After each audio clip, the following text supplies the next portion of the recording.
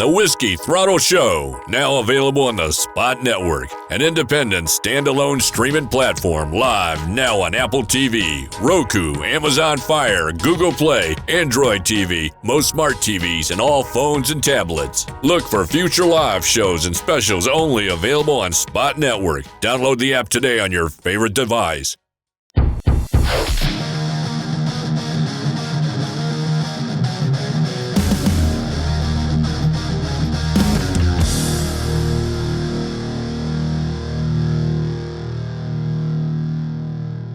Okay, so tell me about you guys get that call to go to Europe. You two and Dad load up and go, and it didn't go right? Like, wasn't there some issues? So tell us what happened. I heard a little bit about this. And so Jetson was still, like, we don't talk about it much, and as you know, he was a kid, just had his phone. He didn't really pick up on everything, and I didn't pick up on a lot of things until I got older, and we talked about it later. But yeah, like, we got there, and then, you know, like, the team in Holland, it just rained all off season in winter, so you couldn't ride. You guys were staying in Holland? Yeah. Okay. So, like, we landed, and the first day we rode, it was at Lommel, because that was the only track that was open. Everywhere was underwater, and Lommel was, you know, pretty much underwater, but it was open. Yeah. And, you know, the team's like, yeah, we got a suspension guy there. Like, you know, we'll do some testing and this and that. Like, yeah, here's boots, here's helmet, like this. You're good, you know, let's go riding.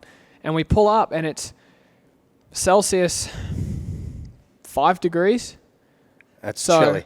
It's like probably 40. Freezing is zero, Fahrenheit? right? So yeah, it'd be about 40. Yeah, it's like 40 degrees. It's freezing, mizzling rain, and we get out and we get dressed and we go ride. The first lap, I think I crashed twice on the first lap. Had you ever seen sand like that? I'd never seen anything like it in my life. No.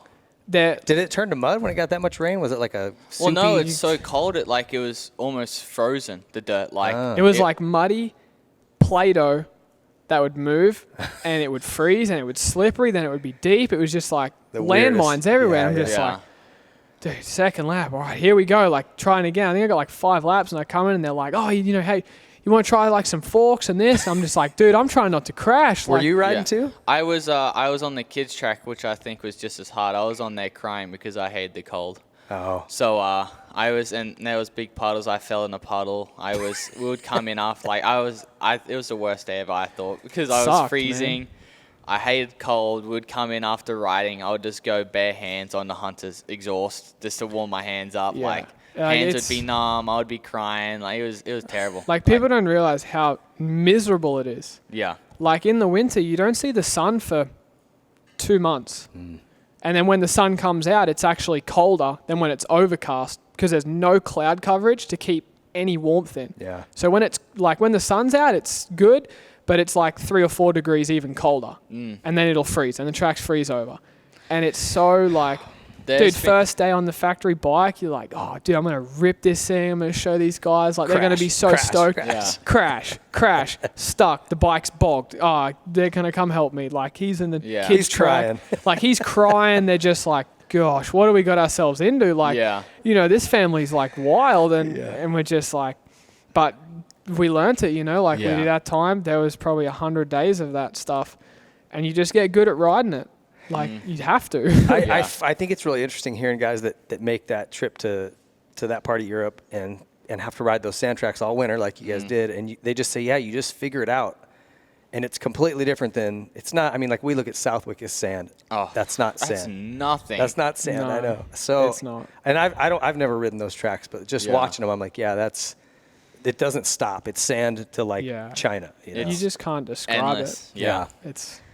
So how long until you guys, was there issues with visas though? That's what I... Yes. Yeah. That so that was, you know, the team had said, hey, we can do your visas. And we're like, all right, sweet. So that's been done, like, whatever. And then, like, a few months go by, like, don't think we'd gotten paid at all yet. And then... Red flag. Yeah. And then we went into the new year, so like January, we're coming up on being illegal. You know, our Esther's finished now, illegal, and we're like sort of, you know, ask a few questions like, hey, like, how's the visas coming? Like, you know, we can't travel anywhere. Like, we're scared to because we're illegal now. And they're like, oh, yeah, no worries. Like, we'll look into it again. Like, we'll check. And then, you know, they come back to us and they say, yeah, you know, a little bit later. So this is actually in 3 rounds in to the EMX series. Okay. So after the winter, you know, like. And are you racing at this time too? Yeah, I'm racing, but I'm doing like the Dutch Masters and those little races in Holland. And you're in the EMX. The EMX 250. Okay. And they come back and they're like, so, you know, the visa thing, it's actually pretty difficult. We're like, yeah, that's what they tell us, you know, like. Yeah. That's like, why we asked about it. Yeah. So like, that's why we were trying to take care of it in Australia, but you just wanted us to just come over. And they're like, yeah, so turns out we actually can't do it. So, and the boss of Kawasaki Europe said, yeah, you know, maybe you guys can just go back home and we'll figure out the visas and then, you know, come give it another shot next year or something. We're like, well, we can't because we have nothing. Yeah. Like we've sold everything there. Like this is our life now. Had mom come over? Yeah. Mom was over. Yeah. So everyone's over. So everything was sold and you're all Yeah. And then they're like, so we just get that bombshell dropped on us like, okay, crap, we're illegal now. And then they're like, is that a weird feeling? Like, well, as a kid, we just I didn't know. Yeah, I didn't even know we were illegal. I was still living, crying because I was cold. Yeah. I was still crying because I was cold. Dad, I need mittens. Yeah, he's like, so then they're just like, like, hey, another thing, like we can't really get caught paying you because you're illegal, so we can't pay you anymore. And we're like, okay, so like now what? So then like, so not only are we like not getting paid, we're illegal, and like we already had no money. So then like the only money is whatever mum and dad had left in the house, you know. So then we're living off the house money. So then like all that's gone because we were living off of it basically. There's 5 of us that we have to feed. Yeah, like 5 of us. Like they're trying to feed us good food. So like we'd have salmon and like chicken or whatever, and then they would just buy like the sale stuff like noodles, bread, like 1 baguette and like a can of tuna would, you know, last Dad. Like he'd have 1 sandwich like during the pre-season in winter when we were in the bottom of France. Like we stayed above the workshop because we couldn't afford hotels or anything, obviously. We stayed above the workshop in this little, they were old hospital beds all side by side in this little room. I slept on a pool. Yeah, there was a mattress on a pool table, and that's where Jett slept because he was small enough. And we slept in these hospital beds, and there was no windows. It was this black old nightclub bar. And we would have for dinner, we'd have tin of tuna and lettuce on a baguette because there was a bakery down. They were like 75 cents for a baguette. So that's what we'd have for dinner. And then breakfast, we'd have, you know, a baguette and like something on that, like ham and cheese maybe. And then lunch would be, you know, same tin of tuna or something. So like it was, and we worked out that every meal, like we would eat in one day, break it down to like €5 per person. Wow. Or something. Like we'd all eat. I can't quite remember, but it was, like breakfast was like €1.20. Lunch was, I think, €2. And then dinner was like €1.75 or something like that, you know? Wow. And we'd buy like sale meat just to stay on budget because we had no money. So how like, stressful for your parents? I mean, like I can't even imagine. Yeah, like it was gnarly. Like Dad sometimes wouldn't even eat lunch. Like he'd have half of the baguette or whatever we didn't eat for breakfast, and he wouldn't eat lunch. Maybe like 3 or 4 cashews or whatever, like almonds. Gosh, and then he'd like wait, and like over time his stomach shrunk just because he wouldn't eat. And he's like, "No, I'm good. Like I'll just have this, and I'm good." And we're just like, "All right, no worries." Like I had 4 peanuts. I'm stuffed. Yeah, like dude, I had like a handful of almonds. Like I'm good till breakfast, you know. So did you guys even realize, like at the time, like it just seemed like I was. You're just in it. He might have gotten close to like actually kind of picking up on it and understanding, where I was still too young. I was like, why are we always having tuna? I'm over tuna. It was we rough, get someone you know? else. Like, yeah, it sucked. Like we hated it. We were just like but old you spaghetti. But you didn't understand noodles. the gravity of the situation. Yeah, you're in, like huh? I kind of knew it because like Dad would be.